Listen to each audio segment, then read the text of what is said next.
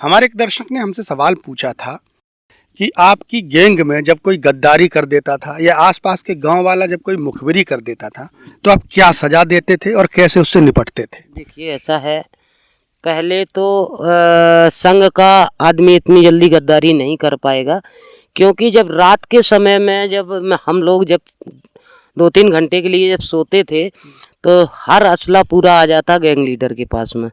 अच्छा, सारे डकैत असला इकट्ठे करके सब गैंग लीडर जो मालिक है वो अपने बीच में धर के सोएगा। और मान लो उसी समय अगर पुलिस से मुठभेड़ हो जाए तो? ऐसा है कि रात के समय में जब पुलिस आती है तो आपको 2 खेत पहले से आवाज़ आने लगती। कैसी आवाज़ आएगी कि हम लोग ऐसे जगह पे सोते हैं कि कहीं ना कहीं लकड़ी टूटेगी, चलने की आवाज़ आती है। तो उसका फर्ज होता है जो पहरेमैन का कि हमें तुम जगाइए। अच्छा, पहरामैन भी होता है? चाहे रात हो या दिन हो, दिन में पहरा 2 लगेंगे और रात में सिंगल लगता, क्योंकि रात में दूर का नहीं दिखाई देता है। तो सिर्फ उसको ये बताया जाता है कि आप सो नहीं सकते हो, आप कान खोल के बैठोगे। कहीं पे अगर ज़्यादा चलने की आवाज़ आ रही है, जानवर का चलने की आवाज़ अलग होती है और इंसान के चलने की आवाज़ अलग होती है। कितने पहरामैन होते हैं? पहरामैन ऐसा है कि रात में 2 बैठाते हैं। ऐसा है कि 2 बैठ, जैसे एक को बैठार दिया, अगर उसको नींद आने लगी और अगर किसी सदस्य को बाने जगाया है और अगर नहीं जगा है तो उसका कहन ये होता है मालिक का, तो तुम हमें जगाओ, हमें जगा दो तो हम खुद उसको उठा के बैठा रहेंगे तो वो बैठेगा। रही बात जो गांव की मुखबरी की है, सबसे ज़्यादा पुलिस लगती है तो गांव वाले के कहले से लगती है। तो बहुत से लोग हैं कि जमुना चंबल के किनारे जितने जो मुखबर लोग हैं, तो इनमें क्या होता है कि हर आदमी नहीं करता मुखबरी। जितने नदी के किनारे गांव है कोई मुखबर नहीं बनेगा। मुखबरी वो करेगा जो प्लेन में रहता थोड़ा। हाँ, वो उसको जंगल से कम सटा हुआ है वहाँ का आदमी मुखबरी करेगा। और अगर हम लोगन का एक इसूल होता है कि जैसे एक दाएं ने आपने कहीं पुलिस से शिकायत कर दी, अगर डायरेक्ट वो बंदा नहीं हम लोगन को मिला, उसका परिवार मिला या उसके हित रिश्तेदार व्यवहारी मिल गए, तो उसको हम समझा आते कि उसको समझा दो कि क्यों वो मरना चाहता है, अपने बच्ची पाले, उससे हमें ना कोई मतलब है ना कुछ है, तो हमारी पुलिस से शिकायत ना करे। और अगर वो 1-2 गलतियों पे नहीं माना तो तीसरे में उसको मारना है। अच्छा, तो मतलब सजा के तौर पर मार देते थे? तो उसको फिर तुरंत मार देंगे। किस तरह से पकड़ते थे उसको फिर? वो उसके घर पे चढ़ के, वो घर पे ना मिला? घर पे नहीं, बांधना नहीं मिलेगा, बाद में मिलेगा, कहीं रास्ता में मिलेगा, तहाँ से मारेंगे। ये नहीं कि नहीं मारेंगे, फिर वो मुखबर को मरना है। आपने अगर देखा हो, कभी पेपर द्वारा सुना हो कि फलाने गांव का मुखबर मरा, हमारे हाथ से एक मुखबर खुद मर गया। ऐसे मर गया, आपने सुना हो कि कानपुर देहात में एक गोरी गांव पड़ता है, वहाँ का एक वो था लोहार, और इतना साला गरीब था, आज का नहीं था, गरीब वो था श्री राम के ज़माने का। लाला राम श्री राम ने इतनी बाकी मदद करी कि पूरा परिवार चलाया। उसके जब शादी हुई तो उसको जेवर तक बनवा के दिया, पूरा खर्चा उसकी झेला। और उसने कम से कम 20 साल बाद उसी लड़के ने मुखबरी कर दी सवेरे। तो उस टाइम पे हमारे साथ में 2 गैंग थे, हम लाला राम का गैंग और रामाश्री तिवारी का गैंग था। और उसने 5 बजे पुलिस लगा दी। उस दिन हम जंगल में नहीं पड़े थे, एक बाजरा के खेत में पड़े थे, और जिस खेत में हम पड़े उस खेत के चारों बगल पुलिस ही पुलिस दिखाई दी। तो मनोज जी हमें 5 बजे से भागने पड़ा। 5 बजे से लेके हम भागे रात के 9 बजे तक। तो जालंग की मेड़ पे हम चल रहे, बालंग की मेड़ पे पुलिस चल रही, ना पुलिस फायरिंग कर रही ना हम कर रही, लेकिन भागे पूरे दिन। जब पूरे दिन भागने से शाम के पूरे गांव में हल्ला मचा कि फलाने के लड़के ने लगा दी, फलाने के लड़के ने लगा दी। बारना तो मैं पूरी दिन भाजे, रात के 9 बजे तक भाजे। फिर आके हम गुस्सा के मारे हूँ वहीं आके मैं आके एक गाँव के किनारे एक अरहर के खेत में सो गए। सवेरे से संध्या तक कम से कम 20 आदमी को बैठा रहा, जो नहीं चारों लेन आवे, जो ने हमें देख लिया वही को पकड़ के बैठा लें। और जैसी घड़ी के 5:30 बजे तैसी हम गांव में घुस गए। उसके दरवाजे पे गए, जब हम लोगों ने उसकी मदद करी थी तब बाकी रेख नहीं निकली थी। और जानना बानना गए, अलाव ताप रहा था जो लकड़ियाँ जला के तापते हैं। तो वहाँ पे पूछा कि जा में हमने की फला फला कौन सा है, तो किसी ने नहीं, वो जो ही वो उसके सामने बॉल्ट खड़बड़ाया सो ही उसने पट देना बता दिया कि ये बैठा मूछन वाला। उसको पकड़ लिया। उसको हकीकत में मारने का इरादा नहीं था, थोड़ी दूर चले उसका बाप मिल गया, वो चिल्लाता हुआ। तो हमने कि जेका हमारे बाप लगा थे को पकड़ लो, उसको भी पकड़ के लाए। हम गांव बाहर कम से कम 10 मिनट ठाड़े रहे कि शायद कोई गांव वाला कुछ कहे, लेकिन किसी ने कुछ नहीं किया। तो उसके हमने जान से नहीं मारा, उसके पैरों की जो परियां होती ये राइफल की नोक धर के मैंने खोल दी। अच्छा, मतलब फायर कर दी? हाँ, गोली उनके ये, पिड़रियों में? हाँ पिड़रियों में नहीं, ये घुटनों में। अच्छा। तो बाप तो घुटने के। अब रही बात ये कि पूरा गांव जानता था, लालाराम का क्षेत्र पड़ता था वो, तो पूरा गांव कनो किसी ने जवाब नहीं दिया। तो बाप की यहाँ घुटनों पे गोली मारने से मौत हो गई, लेकिन लड़का आज भी जिंदा है, बैसाखी लगा के चलता है। इसलिए पैर कोला था कि जब तक इसके जिंदा रहेगा, इसके लड़का नाती जितने होंगे, तो ये सोचेगा कि दस्युओं की मुखबरी करी थी तो इसको ये दंड मिला था। हम लोग ऐसे मुखबर को करते, लेकिन पहली गलती पे सजा नहीं देते। बहुत सी ऐसे हैं कि आदमी पे गलती हो जाती है, ठीक है, उसको संभलने का मौका दो अगर वो संभलना चाहता, क्योंकि बदमाश के परवाह नहीं है। बदमाश की 24 घंटा हथेली पे मौत लेके चलता है। रही बात पुलिस की है, पुलिस को नौकरी भी करना है, बच्चे भी पालना है।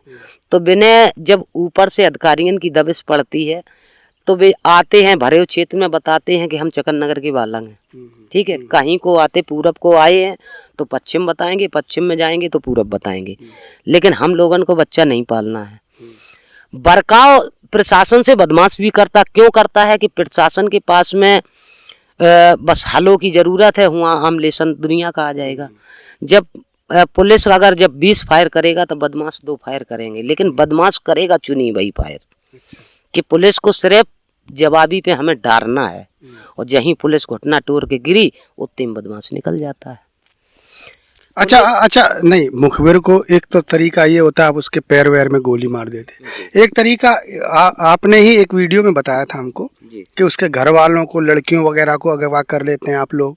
हाँ, नहीं, वीडियो में इस तरीके का नहीं बताया, वो हमने अपहरण के बारे में एक दाएं आपको बताया था। नहीं, जैसे आपने बताया ना कि निर्भय गुर्जर की माँ ने वो किसी लड़की की माँ ने मुखबरी कर दी थी, या वो भाग गई थी जंगल से, तो उसकी लड़की को वो लोग उठा लाए थे। नहीं, ये तो सरला जाटव की थी ना। जब मुन्नी यादव, वो मुन्नी जब कनो पांडे भागी थी तो सरला के चाचा ने उसको पनाह दे दी थी एक रात की, तो इस पे उसके बाप को अपहरण किया था, घर वालों को उठा ले आए थे, तब ये लड़की को मांगा था निर्भय ने। अच्छा, एक सवाल और मेरा जी, कई बार ऐसा होता है जब आप लोग पैसे जो कमा लेते हैं वो रखते कहाँ हैं, और कई बार ऐसा भी होता है कि आप अपने पैसे की दम पर पुलिस को भी खरीद लेते हैं, ऐसा कभी होता है? देखिए, पुलिस को जिन जिन बदमाश ने खरीदा है वो बदमाश आज दुनिया पे नहीं है, वो ऊपर पहुंच चुके हैं। क्योंकि आज हम अगर एक थानेदार को खरीदेंगे और 4 दिन में वो दूसरा थानेदार आएगा, हम बाय खरीदें, कब तक पुलिस को खरीदेंगे?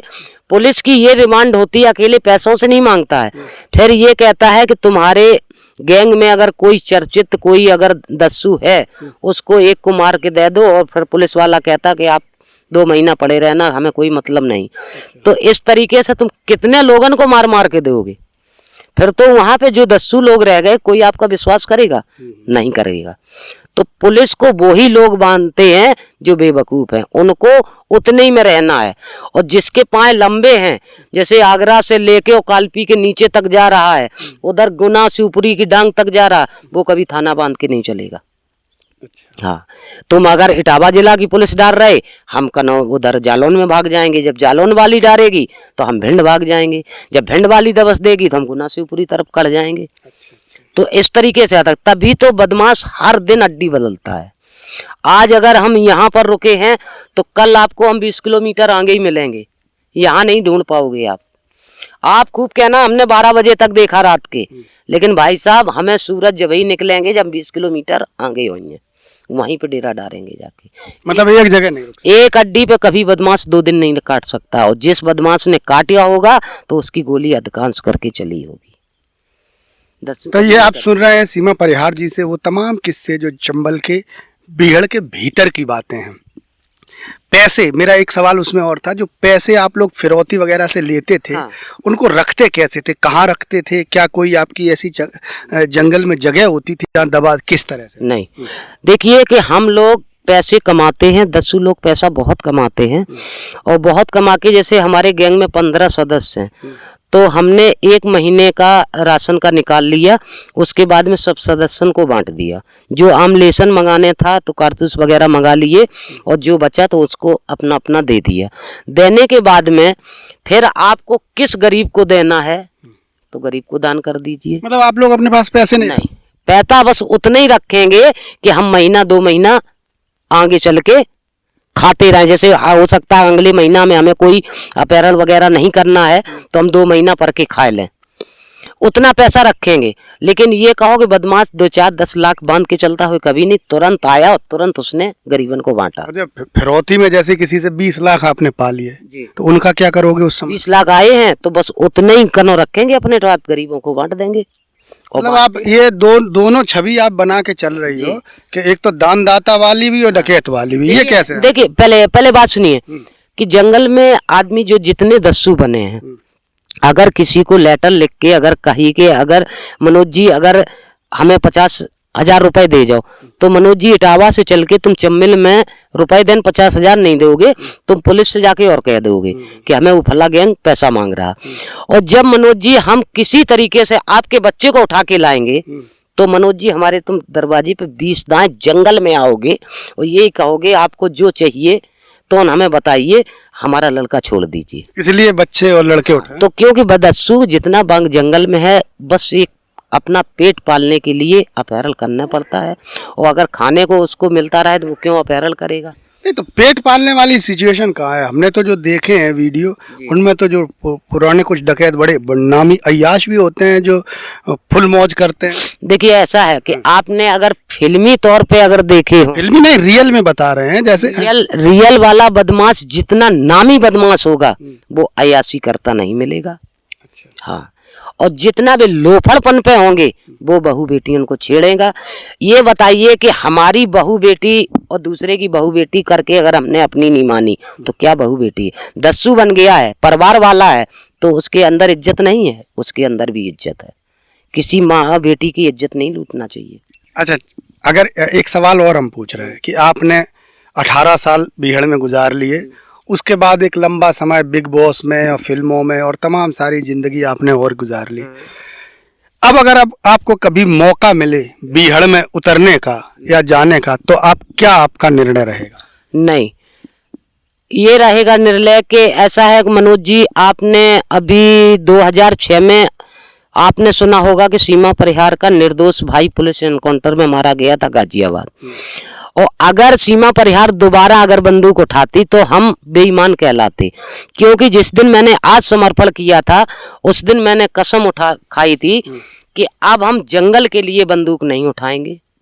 अब रही बात, जैसे हमने ये सोचा कि हमारे मुकदमे सब खत्म हो रहे, अब एक रह गया, तो अब हम लाइसेंस बनवाना चाहते तो हम राइफल लेके का चलेंगे? नहीं चलेंगे, लेकिन जंगल के लिए नहीं उठाएंगे। वैसे कहो आत्मरक्षा के लिए राइफल का लाइसेंस कराएंगे।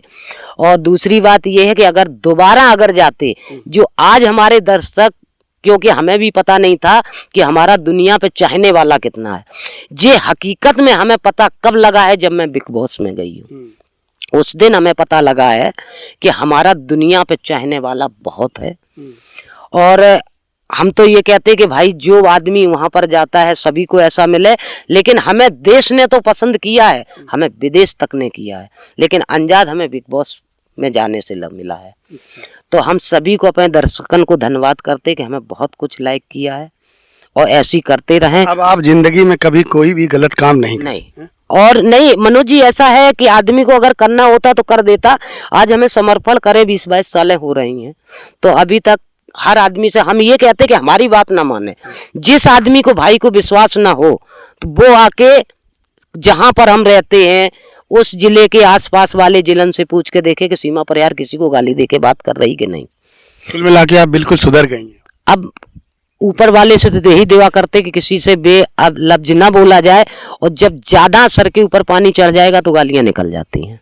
तो ये थी सीमा परिहार, जिनसे हम वो तमाम सारे किस्से जो हमारे दर्शक कमेंट्स में हमसे सवाल पूछते हैं, हम उनके जवाब चाह रहे थे, और उन्होंने बड़े सुंदर और ईमानदार तरीके से वो जवाब उन्होंने दिए हैं। हम उनको पहले भी कई बार स्टूडियो की तरफ से शूट पर आमंत्रित कर चुके हैं और हमारे दर्शकों ने उन्हें बहुत ज़्यादा प्यार दिया है। मैं उम्मीद करता हूं कि आज उनकी ज़िंदगी बहुत सामान्य हो चुकी है। एक उनके बेटा है और एक पूरा परिवार है जिसको वो बड़े सलीके से पाल रही हैं। मैं उम्मीद करता हूं आप सुरक्षित रहें, स्वस्थ रहें और भगवान आपको एक लंबी आयु दे ताकि समाज में आप एक अच्छा संदेश दे सकें। बहुत बहुत धन्यवाद। आप देखते रहिए प्रशस्ति स्टूडियो और कवि कुमार मनोज यूट्यूब पर। अगर अच्छा लगे मेरा कोई वीडियो तो सब्सक्राइब करिए हमारे चैनल को, और जो भी आपके सवाल हों आप कमेंट बॉक्स में लिखकर भेजिए। मैं कोशिश करूंगा कि वो तमाम सारे सवाल उनके जवाब आप तक पहुंचाए जाएं। तो आज के लिए बस इतना ही। नमस्कार।